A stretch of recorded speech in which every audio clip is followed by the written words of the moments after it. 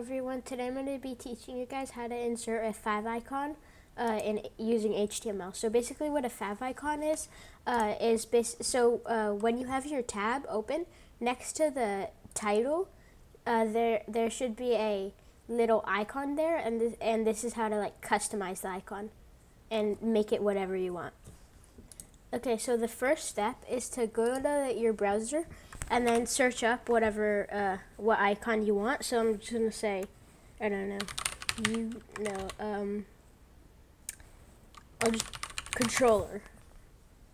Okay, I go to images, click tools, click size, click icon. So choose one that you like. So I'm just gonna go with, I don't know, this one. And then copy the image address, and then go back to whatever software you're using. Next, go into your head and make a link tag. Add an attribute href, and then paste the image address, and then write rel equals quotation,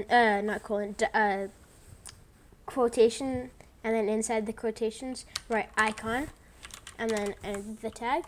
Save, and then now when you go back to your live preview, then you can see that icon that I just chose is now right there. Thank you for watching, and I hope you learned something new.